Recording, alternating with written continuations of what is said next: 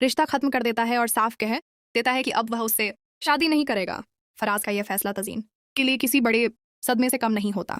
जिस रिश्ते को लेकर वह इतने समय से खुश थी, वही रिश्ता अचानक खत्म हो जाता है। दूसरी तरफ तजहीब भी मोहतसिम से बेहद नाराज होती है। उसे पूरा यकीन होता है कि जेल जाने की वजह मोहतसिम ही है और उसने उसे चोरी के पैसे दिए थे। जब तजीन की मुलाकात मोहतसिम से होती है तो उसका गुस्सा काबू से बाहर हो जाता है।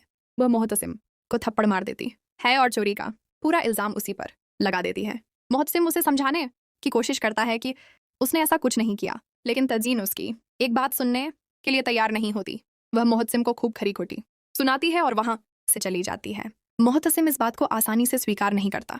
वह फैसला करता है कि वह खुद पता लगाएगा कि आखिर चोरी किसने की थी और प्रिंसिपल ने तजीन पर इतना बड़ा इल्जाम क्यों लगाया। जांच करते हुए मोहतसिम को अपने सौतेले भाई पर शक होता है। वह उसका पीछा करता है और देखता है कि वह प्रिंसिपल से छुपकर मुलाकात कर रहा है। मोहतसिम दूर खड़े होकर दोनों की बातचीत सुनता है। बातों से उसे पता चलता है कि उसके सौतेले भाई ने प्रिंसिपल को पैसे देकर तजीन को चोरी के मामले में फंसाया था। यह सच्चाई सामने आते ही मोहतसिम का गुस्सा बढ़ जाता है। वह अपने सौतेले भाई का गिरेबान पकड़कर उससे जवाब मांगता है, लेकिन वह बड़ी चालाकी से वहां से निकल जाता है। अब मोहतसिम सीधे तजीन के घर पहुंचता है। वह उसे बताना चाहता है कि चोरी के पीछे उसका हाथ नहीं था, बल्कि उसके सौतेले भाई ने यह पूरी साजिश रची थी। लेकिन तजीन अभी भी अपने गुस्से में होती है।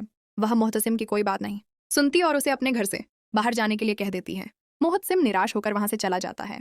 इसके बाद वह तजीन की दोस्त से मुलाकात करता है और उसे पूरी सच्चाई बता देता है। तजीन की दोस्त जब ये सब सुनती है तो उसे यकीन हो जाता है कि मोहतसिम बेगुनाह है। वह तुरंत तजीन के पास जाती है और उसे बताती है कि जिस इंसान पे उसने चोरी का इल्जाम लगाया था वह असल में बेगुनाह है। ये पूरी साजिश मोहतसिम के सौतेले भाई ने रची थी। तजीन ये सुनकर बुरी तरह टूट जाती है।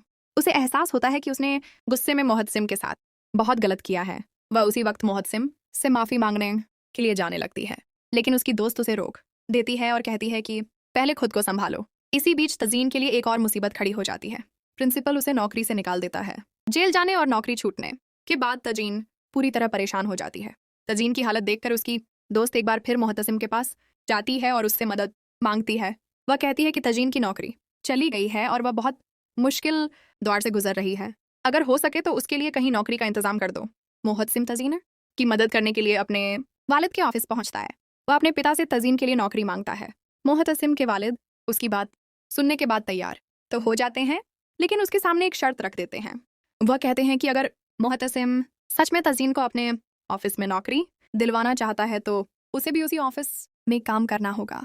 वह तजीन को तभी नौकरी देंगे जब मोहतसिम भी उनके साथ ऑफिस ज्वाइन